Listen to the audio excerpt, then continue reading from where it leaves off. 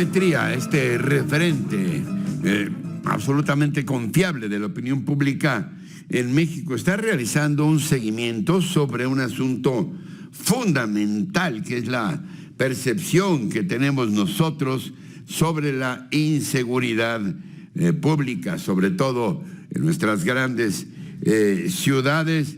Mi queridísimo y admirado Francisco Abundis, director de Parametría, gracias por estar con nosotros como todos los viernes en esta mañana. ¿Qué tal, Ricardo? ¿Cómo estás? Muy buen día. ¿Cuál es la percepción que hay sobre la inseguridad pública? Decíamos, pues es un asunto toral para todos nosotros, mi querido Paco. Así es.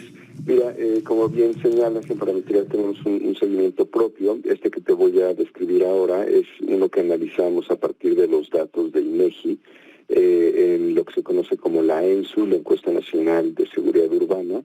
Son entrevistas, Ricardo, en 75 ciudades, son casi 28,000 entrevistas en hogares.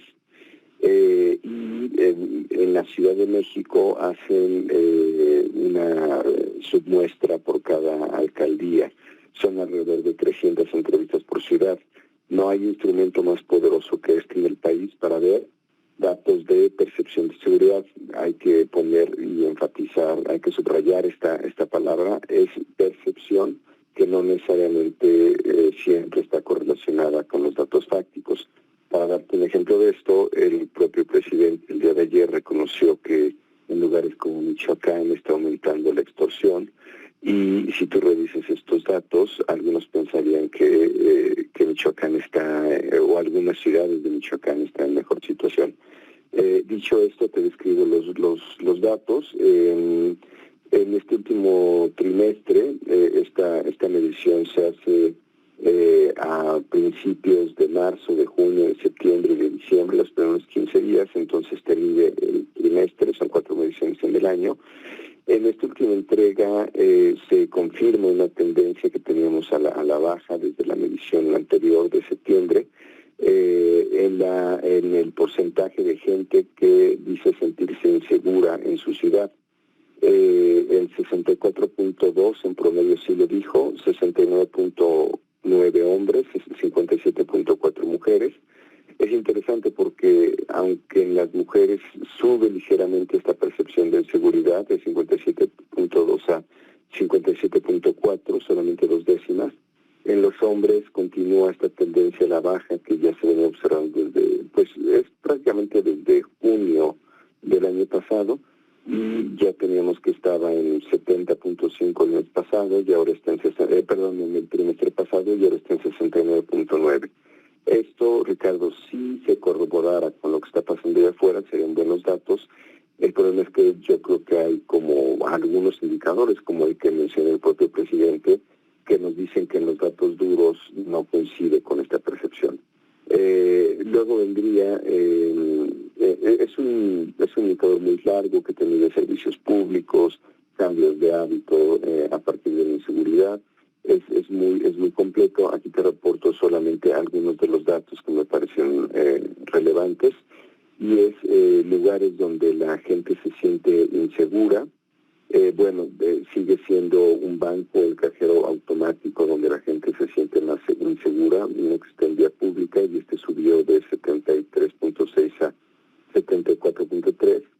Es interesante que en otros lugares, eso y el banco, eso es similar, no sube. Pero es interesante que en otros lugares como transporte público, carretera, mercado, la gente dice sentirse un poco más segura. Pero como te decía, estos son percepciones. Probablemente dos de las más importantes es casa y escuela, donde donde tú esperarías que la gente se sienta más segura. Bueno, pues sucede que ahí bajó la percepción de seguridad de septiembre a diciembre. Por ejemplo, en septiembre era 20.4 y cayó a 18.7, o en escuela 17.2 a 15.1. Entonces, si ves, en cada lugar hay una diferencia o hay una varianza respecto al trimestre anterior, aunque en el agregado este saldo debería ser positivo, no pasa en todos lugares, y hay lugares donde la gente está sintiendo menos segura. Luego vendría la expectativa sobre las condiciones de seguridad, es decir, qué tan optimistas somos. Pues no nos observa mucho optimismo, este número prácticamente no ha cambiado. 58.9 considera que 59.9 considera que esto va a mejorar, pero el trimestre pasado era 60.9, es decir, hay menos optimistas, y en junio fue 63.1. Este sería un dato preocupante, Ricardo, porque diría que pues no hay mayor optimismo, ¿no?